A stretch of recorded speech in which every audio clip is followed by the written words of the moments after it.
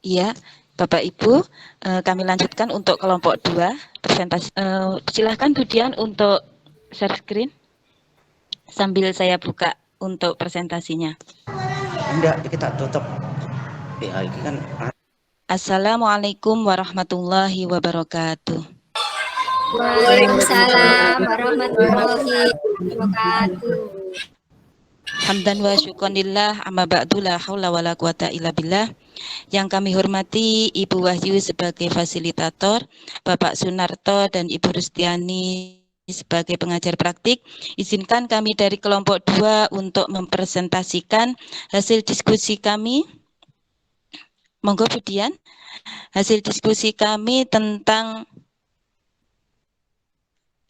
pengambilan keputusan sebagai pemimpin pembelajaran. Perkenalkan dari kelompok kami ada Budian Laila Ningrum, ada saya Bu Ani Baroro, Bu Yasfitri dan Bu Rizka. Ya, terima kasih. Budian. Presentasi yang pertama disampaikan oleh Budian. Kepada Budian disilahkan.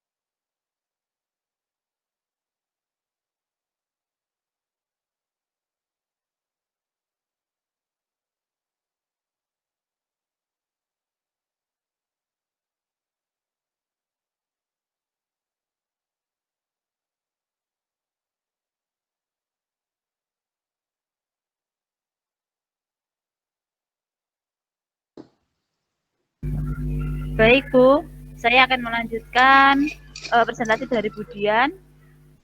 Pertanyaan yang pertama yaitu jika situasinya adalah situasi dilema etika, paradigma mana yang terjadi pada situasi tersebut?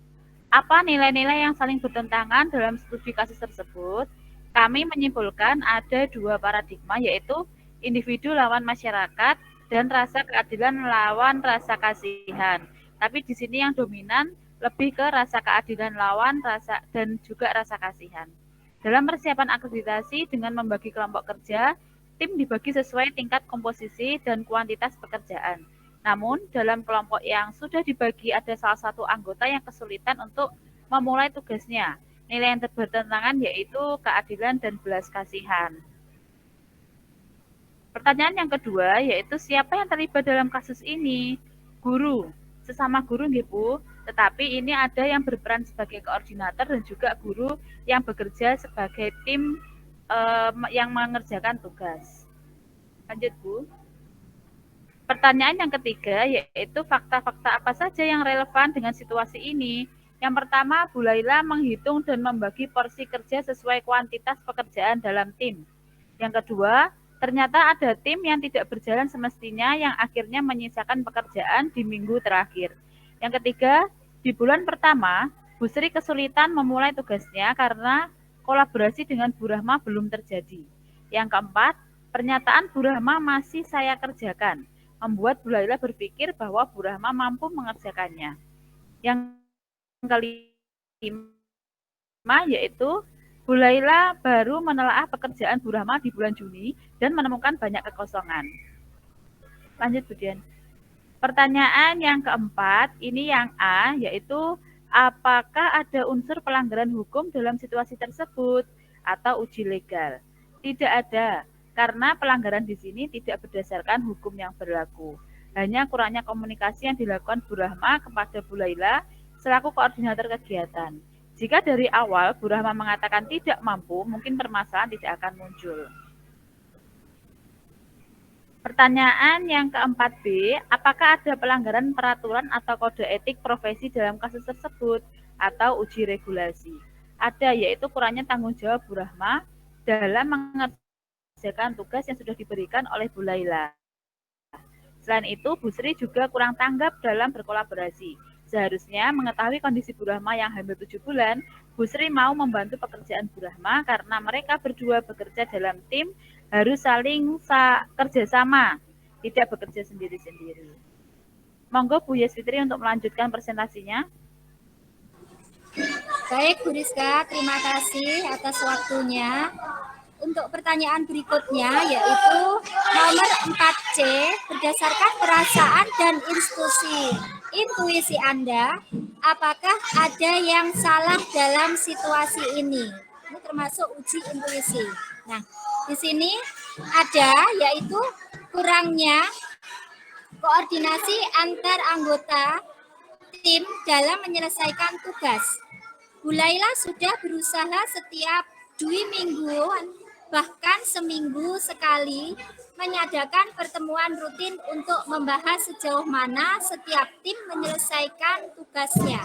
Namun masih ada anggota tim yang kurang bertanggung jawab dan terbuka akan tugasnya, sehingga mendekati hari H, tugas belum selesai.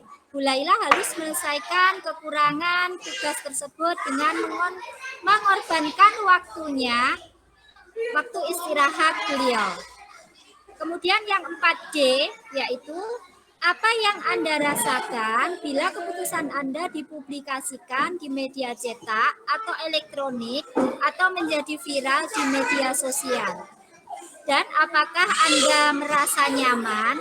Di sini ada uji publikasi. Nah, rasanya seperti ini, akan menimbulkan perasaan tidak nyaman karena masalah tersebut merupakan masalah intern sekolah, di mana tidak perlu dipublikasikan keluar sekolah. Jika memang harus dipublikasikan, cukup untuk konsumsi warga sekolah saja. Untuk berbagi pengalaman, di mana kerja sama tim sangat dibutuhkan dalam menyelesaikan tugas bersama seperti halnya akreditasi ini. Kemudian yang 4E, kira-kira apa keputusan yang akan diambil oleh panutan atau idola Anda dalam situasi ini? Masuk uji panutan atau idola. Sebelum membentuk tim kerja, seharusnya pemimpin mengetahui karakter masing-masing anggota tim. Karena kerja tim butuh kolaborasi yang baik antar anggota tim. Apabila salah satu tim mungkin ada ketidakcocokan dengan anggota tim lain, hal tersebut dapat menghambat kerja tim karena tidak bersemangat dalam bekerja. Sehingga mendekati hari H, seharusnya pekerjaan semua sudah selesai dan dapat dikoreksi menjadi terbelenggu dan harus dilembur oleh anggota tim lain. Lanjut, Bu. Pertanyaan yang kelima. Apakah ada sebuah penyelesaian yang kreatif dan tidak terpikir sebelumnya untuk menyelesaikan masalah ini, termasuk investigasi opsi trilema? Karena di sini Bu Laila dalam hal ini sebagai koordinator, seharusnya Bu Laila bisa mengkomunikasikan masalah yang dialami timnya dengan penanggung jawab akreditasi, dalam hal ini kepala sekolah, ya. Kemudian pengalaman dan karakter kepemimpinan kepala sekolah umumnya lebih bisa terbiasa menghadapi masalah kerja tim semacam ini. Dengan pengamatan yang jeli dan komunikasi yang intens di bulan pertama bekerjanya tim, kiranya permasalahan tidak akan sampai mengorbankan waktu Bu Laila dan Bu Sri di akhir masa persiapan. Yang keenam, apa keputusan yang Anda ambil dalam putusan ini, yaitu membentuk tim kerja. Dalam pembentuk tim kerja, selain mempertimbangkan porsi pekerjaan, dirasa sangat perlu untuk mempertimbangkan kekuatan personil dalam setiap tim yang dibentuk. Dua hal ini menjadi inti utama dalam keberlangsungan selesainya sebuah pekerjaan. Mengetahui ada personel yang tidak mungkin 100% dengan tanpa meremehkan kemampuan personil tersebut. Koordinator perlu memiliki rencana B untuk mengantisipasi hal yang seperti dalam kasus Bu Laila terjadi kembali. Yang ketujuh, prinsip mana yang Anda gunakan dan mengapa? Prinsip berpikir berbasis hasil akhir dan berpikir berbasis rasa peduli.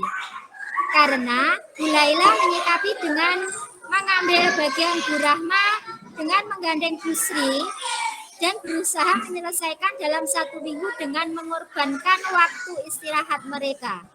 Dan pada hari H, seluruh data terlengkapi dan akreditasi berjalan cukup lancar dengan data yang telah disusun. Yang kedelapan, tahapan pengambilan dan pengujian terhadap studi kasus pilihan. Apakah telah tepat atau belum dan mengapa? Nah, menurut kami sudah tepat karena dilema etika yang terjadi ialah individu lawan masyarakat, yaitu kepentingan pribadi dan kepentingan umum. Dalam hal ini nasib sekolah dan rasa keadilan lawan kasihan. Dalam hal ini setiap guru harus bertanggung jawab dengan pekerjaannya dengan kondisi salah satu guru tidak memungkinkan menghadirkan kekuatan 100% untuk bagian pekerjaannya. Hal ini sangat mungkin terjadi dalam setiap kelompok kerja di mana saja. Next, Budian. Iya. Sudah? Terima kasih Bu Dian, Bu Yaswitri, dan Bu Rizka. Bapak Ibu yang kami hormati, demikian tadi presentasi dari kelompok kami, kelompok 2. Mari berpantun, dilema matang ada 2. Potong bersama biji selasi. Demikian presentasi dari kelompok 2. Mohon maaf dan terima kasih. Satu lagi, di dapur membuat es buah, jangan lupa berbuka, masih nanti. Meski kesempurnaan hanya milik Allah, kami persilahkan kelompok lain untuk menanggapi. Bapak Ibu yang kami hormati, monggo silahkan bagi yang mau bertanya atau sharing tentang kasus kami dari kelompok 2. Dipersilahkan.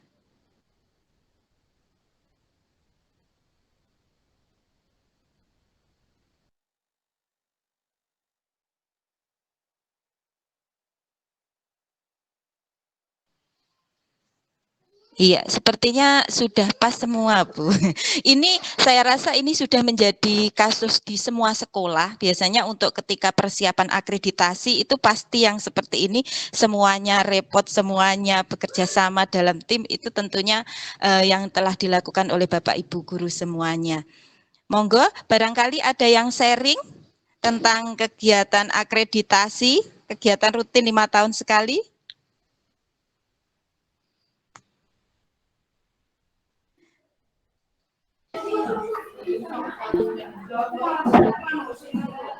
Nggih.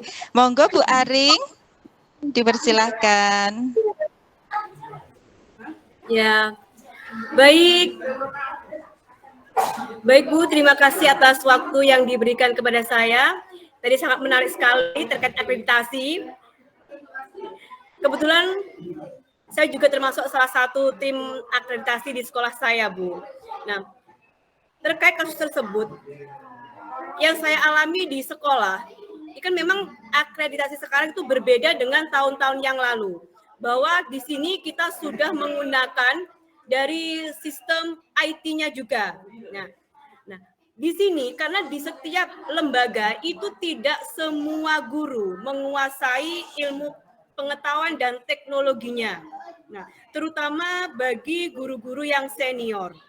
Sedangkan untuk tugas itu kan sebenarnya dibagi rata agar semua itu mempunyai apa istilahnya andil dalam kegiatan akreditasi tersebut. Nah, bagaimana sikap kita sebagai guru-guru muda yang tentunya sudah menguasai dalam ilmu pengetahuan dan teknologi untuk bisa membantu dari tugas guru-guru yang senior tersebut. Nah, selain itu dalam ikatan secara emosional, ya, bagaimana agar kita juga tidak menyinggung beliau. Nah, bagaimana caranya? Terima kasih. Iya, terima kasih Bu Aring atas pertanyaannya. Monggo Bu Dian untuk menanggapi.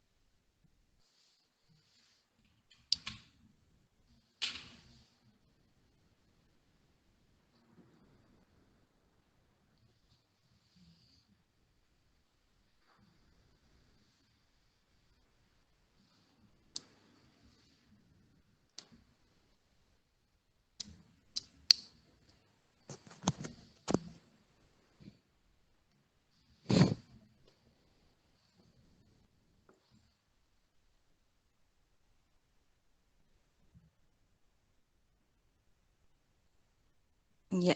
Terima kasih Bu Dian atas tanggapannya. Bu Aring bagaimana? Mungkin ada tambahan atau bagaimana? Ya, terima kasih Bu Dian.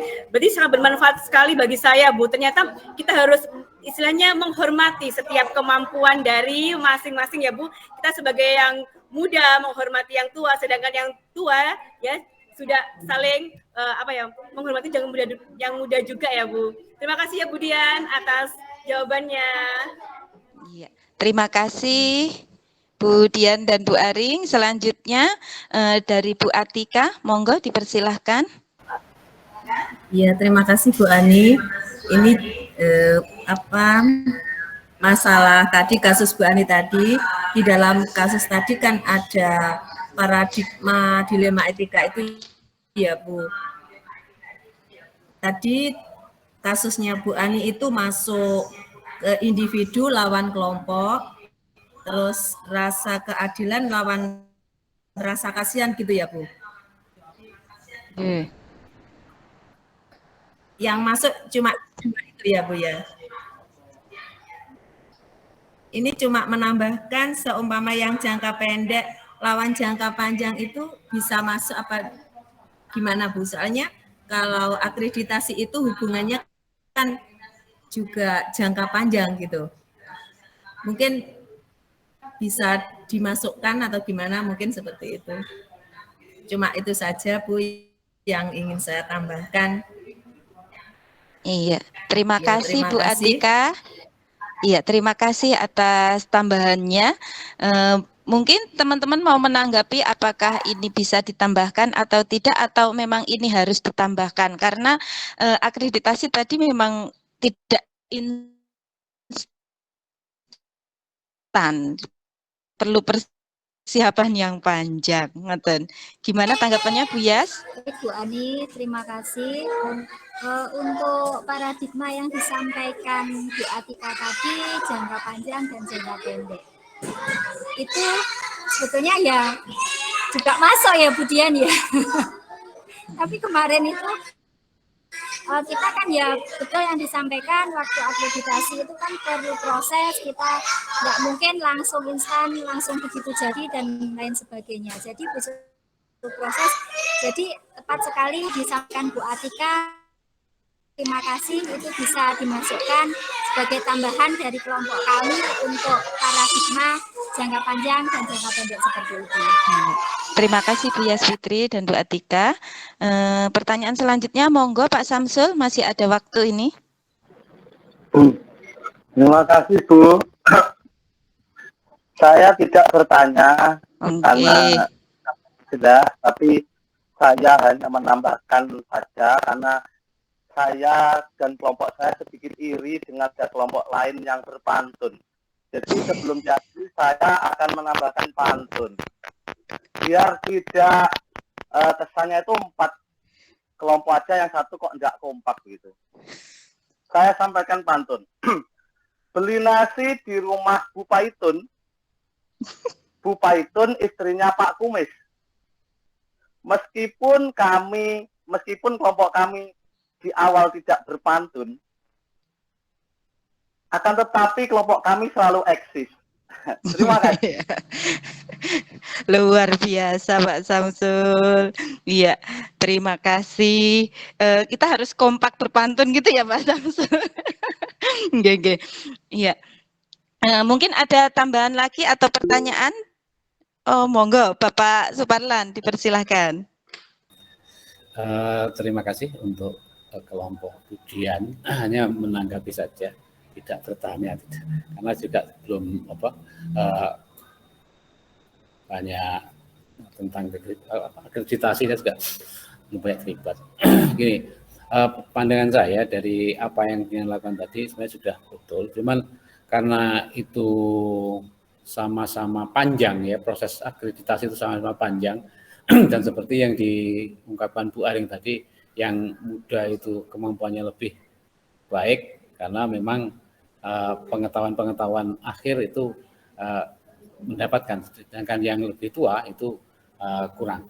Tapi untuk pengalaman yang tua itu lebih alangkah lebih baiknya dimanapun itu ada kolaborasi, karena yang muda punya semangat dan kemampuan, yang tua punya pengalaman ya. Yang muda punya semangat dan kemampuan, yang tua itu punya pengalaman yang lebih banyak. Itu kalau dipadukan akan menjadi suatu hal kekuatan yang luar biasa. Itu tambahan saya. Terima kasih. Terima kasih, luar biasa tambahannya Pak Suparlan. Itu tadi juga bisa menjadi kesimpulan dari kelompok kami. Waktunya masih sedikit lagi, barangkali ada yang mau menanggapi atau yang bertanya. Sampun cekap nggih? Oh, mau nggak boleh? Maaf, Bu Wahyu nggih. Sepertinya waktu kita sudah habis. Bapak dan Ibu yang kami hormati, demikianlah tadi presentasi dari kelompok kami, kelompok 2. Terima kasih atas perhatiannya. Mohon maaf apabila ada kekhilafan. Wassalamualaikum warahmatullahi wabarakatuh. Waalaikumsalam warahmatullahi wabarakatuh.